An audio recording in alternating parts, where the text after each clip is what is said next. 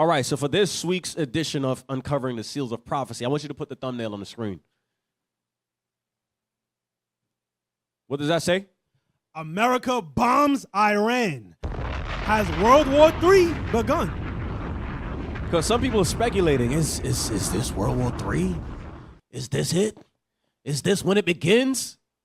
We're going to go through the scriptures and find out if World War III has begun or not. Now, put picture 2 on the screen, and I want you to read that for me.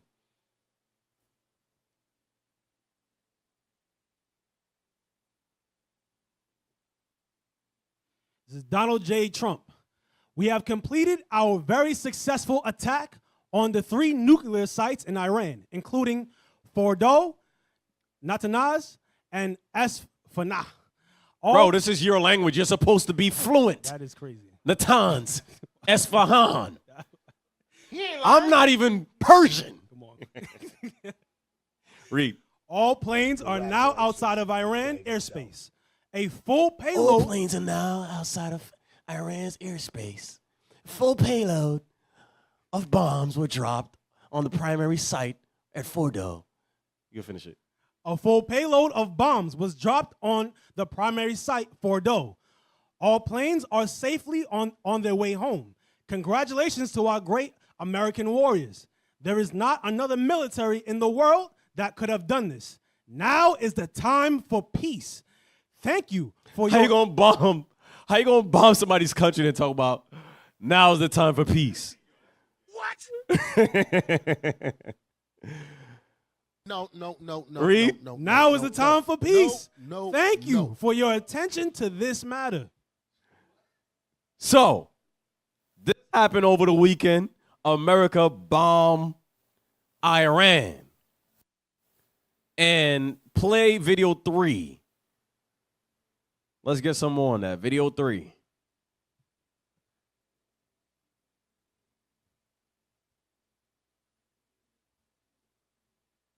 On the screen. A short time ago, the U.S. military carried out massive precision strikes on the 3 key nuclear facilities in the Iranian regime, Fordow, Natanz, and Esfahan. Everybody heard those names for years as they built this horribly destructive enterprise. Our objective was the destruction of Iran's nuclear enrichment capacity and a stop to the nuclear threat posed by the world's #1 state sponsor of terror. Tonight, I can report to the world that the strikes were a spectacular military success. Iran's key nuclear enrichment facilities have been completely and totally obliterated. Pay attention to those Iran, words. the bully of the Middle East, must now Stop. make peace. Stop. He's calling Iran the bully of the Middle East.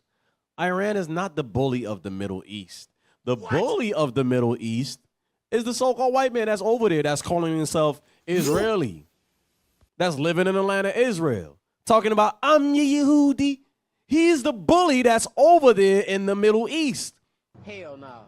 And since he's been over there since 1948, he's been doing nothing but expanding, committing genocide, doing ethnic cleansing, and expanding his regions. He's the bully over there. The issue with Iran is that Iran is a formidable opponent that they have over there.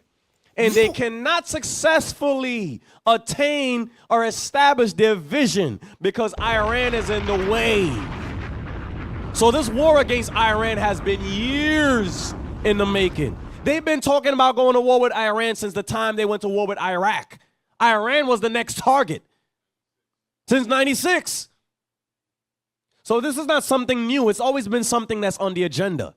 And Iran is not the bully.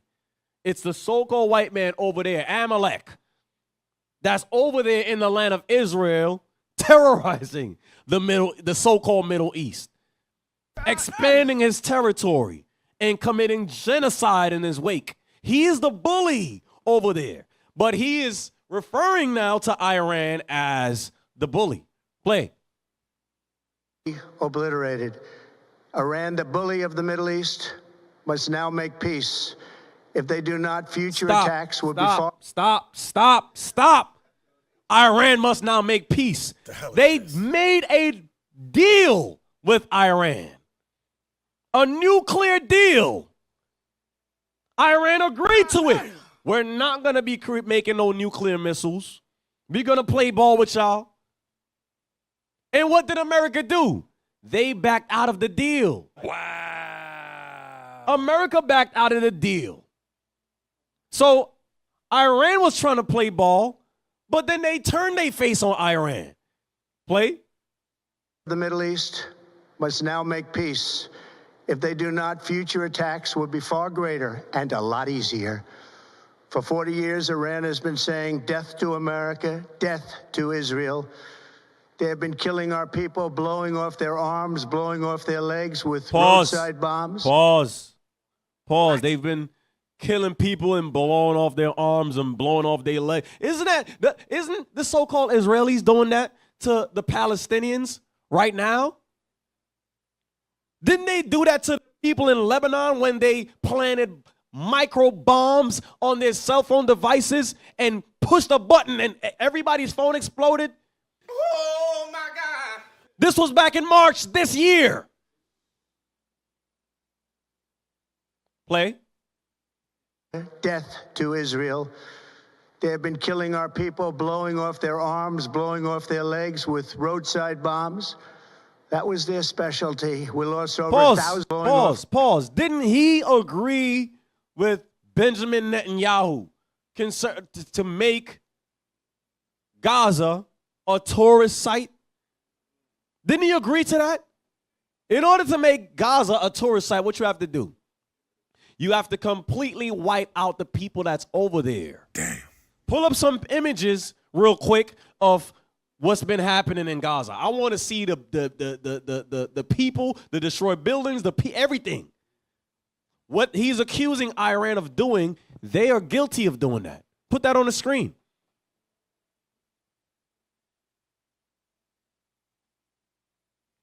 Yep, put that on the screen. This is what America and the so-called Israelis have been doing in Palestine. Damn.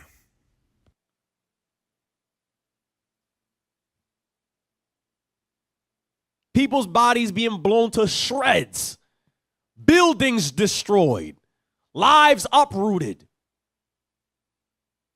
They've been bombing even hospitals, schools.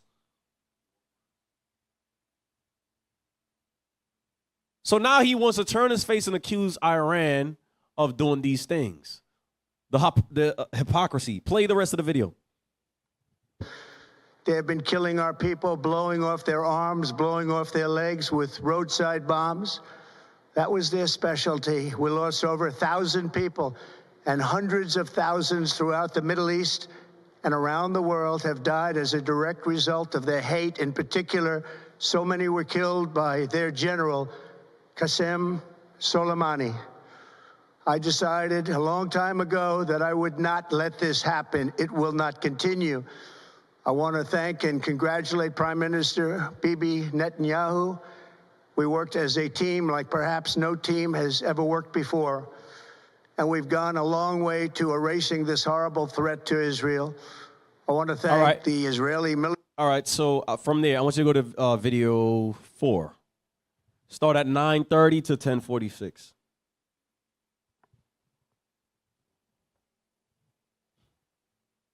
I want to thank Bibi Netanyahu. These people are crazy.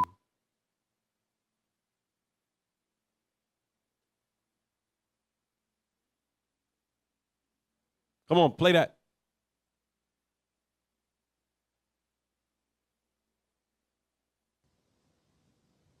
So Washington wants Iran to return to the negotiating table. Pause. And what is Tehran? Washington wants Iran to return to the negotiating tables. Iran was at the negotiating tables. They pulled out of America, pulled out of the deal, the negotiation, bombed the crap out of them, then said to them, now you can return back to the negotiating table. Play. table. And what is Tehran saying? Now, they have confirmed the strikes. However, they haven't confirmed the extent of the damage. So earlier I said to pay attention to what Donald Trump said. He said, we completely obliterated their nuclear sites. Now, Iran is saying what? Bring it back a few seconds. Table. And what is Tehran saying? Now, they have confirmed the strikes. However, they haven't confirmed the extent of the damage. That still remains a question. They should know that this industry is deeply rooted in our country, and they cannot eliminate a national industry like this. Of course, they have inflicted damage on us. This isn't the first time the industry has been targeted. So the industry he's referring to is building nuclear weapons. Building, what's that thing called? Not the power plants, the uranium. Mining the uranium to create these nuclear weapons. The uranium, that industry that they have created in Iran, it's something that he said, pay attention to the words. He said it's deep rooted. What's the name of the bomber that they sent over to Iran? What? It's called a bunker buster. It's designed to penetrate to a certain, I think 200 feet under the ground and blow up. Iran said we're gonna create a uranium mining facility that goes deeper than 200 feet under the ground. So there's a little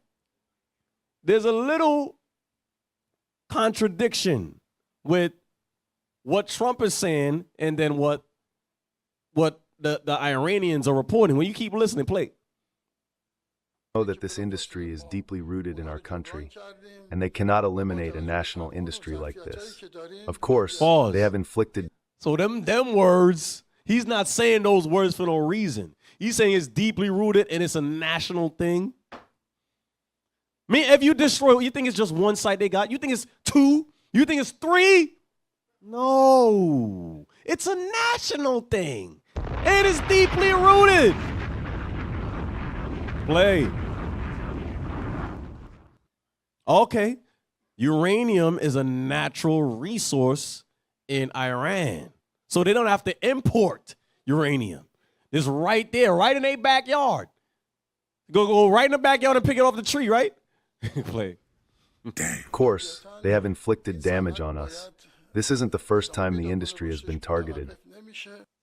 The UN nuclear watchdog says there is no increase in radiation levels. Pause. So if a nuclear facility was destroyed, would there be an increase of radiation levels? Yes, there will be. But they're saying that there's no increase of radiation. So how effective were those strikes really? You don't Play. find that suspicious? The UN nuclear watchdog says there is no increase in radiation levels. So a nuclear leak has been ruled out. But Iran says US strikes crossed a very big red line, that it was a grave violation of international law and the UN Charter. That's 1046? Where we at? Keep playing. Minister Abbas Araghchi says that Iran reserves all options to defend its sovereignty. Islamic Republic of Iran continue to defend Iran's territory, sovereignty, security, and people by all means necessary against not just US military aggression, but also the reckless and unlawful actions of the Israeli regime. They're saying we will defend ourselves. We ain't gonna just sit there and take an ass whooping like y'all been doing to the Palestinians. We're gonna defend ourselves. And Iran has a strong military. This is not a weak nation. Read. The book of Matthew, chapter 24 and verse 3. And as he sat upon the Mount of Olives, the disciples came unto him privately, saying, Tell us, when shall these things be? And what shall be the sign of thy coming and of the end of the world? So when Christ is coming back and the end of the world, that's at the time of World War III. When Christ returned, World War III will be taking place. World War III is the end of this world. So the disciples are asking, what's going to be the sign of thy coming? You got the video for me? Keep reading. And Jesus answered and said unto them, Take heed that no man deceive you. For many shall come in my name, saying, I am Christ, and shall deceive many. Come on. And ye shall hear of wars and rumors of wars. So we're now seeing this prophecy constantly being fulfilled. Because all these, it doesn't just take place one time and that's it. All these prophecies are like a ring, like a circle. They keep going around in a circle. And as things advance to the end, they how you say, it becomes more rapid. It becomes more constant. There's more wars. There's more rumors of wars leading up to that point of World War III. That's how the Lord has the end and the events that will take place designed. That's how this thing is going to happen. Play that video. Play that video. We're going to come back to it. Yes. Tonight, I can report to the world that the strikes were a spectacular military success. Iran's key nuclear enrichment facilities have been completely and totally obliterated. Is that what really happened? The ground reality is still coming into focus. The U.S. struck 3 sites, Fordo, Natanz, and Isfahan. Satellite images have emerged today. They show for the first time the damage caused by American bombs. These pictures reveal clues about what really happened. The brunt of the bombing was focused on one site, Fordo, the one that's buried under a mountain. Fordo is around 300 feet below ground. The U.S. used a bunker-buster bomb to reach it, the GBU-57. It is also called the Massive Ordnance Penetrator. It has been deployed for the first time ever. The bomb weighs over 13,000 kilos, so this weapon was fit for the mission. It is designed to hit targets like Fordo. The bomb can penetrate rock or concrete before blowing up deep underground. So did this weapon live up to the hype? Satellite images show 6 large craters at Fordo. They are in 2 clusters of 3 each. The U.S. dropped 12 bombs in all there. The idea was to strike the same area multiple times and dig through the earth so that the bombs reach the nuclear site. That's some serious firepower. But experts are skeptical. There is still uncertainty about the extent of the damage. Even though Trump has claimed success, the U.S. military has been cautious in its assessment. So the military, it says the military has a different opinion. The military is contradicting Trump. Trump said, yo, we were effective and they got completely wiped out. But the military said, we can't make, we're not saying anything yet. Play. Was extreme damage, but the final assessment will take time. I know that battle damage is of great interest. All right, so that's it on that. Get back to the scriptures. The book of Matthew, chapter 24 and verse 6. And ye shall hear of wars and rumors of wars. See that ye be not troubled. For all these things must come to pass. So what we see happening now with Iran and America bombing Iran, that's a part of the prophecies of wars and rumors of wars. Is it World War III? Is that the start of World War III? We're going to let the scriptures give that answer. Keep reading. For all these things must come to pass. The Bible says all these things got to happen. Why does wars and rumors of wars got to happen? Because tensions got to rise. Tensions got to rise to build up to that final war. It ain't going to just poof and it's World War III. It's going to be wars leading up to World War III. Read. For all these things must come to pass. But the end is not yet. But the what? But the end is not yet. So even though you hear of wars happening here and wars happening there, or rumors of war here, rumors of war there, the Bible says the end is not yet because there are key things that have to happen before World War III finally pop off.